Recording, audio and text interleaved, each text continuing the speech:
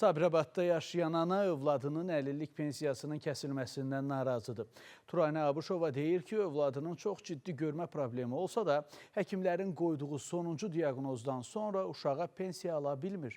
Əli hər yerdən üzülən ana Space xəbərə üst tutaraq aidiyyatı qurumlardan kömək istəyir. Sabirabad şəhər Heydər Həmidov küçəsində yaşayan 8 yaşlı Zəhra Abuşovaya bir ildən artıqdır ki, dövlət tərəfindən ona ayrılan pensiya kəsilib. Anası Turanə Abuşova deyir ki, övladının pensiyası ötən ilin noyabrından dayandırılıb. O, qızına görmə qabiliyyətinin zəif olması səbəbindən 3 il pensiya alıb. Zəhraya ayrılan pensiyanın müddəti bitdiyindən ana yenidən övladını Sabirabad rayon mərkəzi xəstəxanasının göndərişi ilə paytaxtdakı xəstəxanalardan birinə müayinəyə aparıb. Lakin ana həkimlərin verdikləri rəyə əsasən Dövlət Tibbi Sosial Ekspertiza və Reabilitasiya Agentliyinə yenidən müraciət göndərə bilmir. Müraciət eləmişəm bir neçə klinikalara. Uşağımın görməsində çox problemlər var. Nə heç bir askı təyin olunmur, nə heç bir əlillik kağızı təyin olunmur.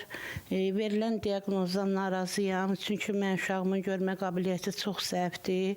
Ana deyir ki, qızımı məktəbə hər gün özüm aparıb gətirməli oluram. Zəhranın görmə qabiliyyətinin zəif olduğunu nəzərə alan sinif müəllimi də onu ön sırada əyləşdirir ki, yazı lövhəsini yaxşı görə bilsin. Rayonumuzun mərkəzi xəstəxanasına da müraciət elədim. Həkim yoxladı, yəni həkimlik bir şey yoxdur. Uşağın diaqnozunu, yəni görməsini tuta bilmədi ki, o askı təyin eləsin. Mən də çox narahatam bir valideyn kimi.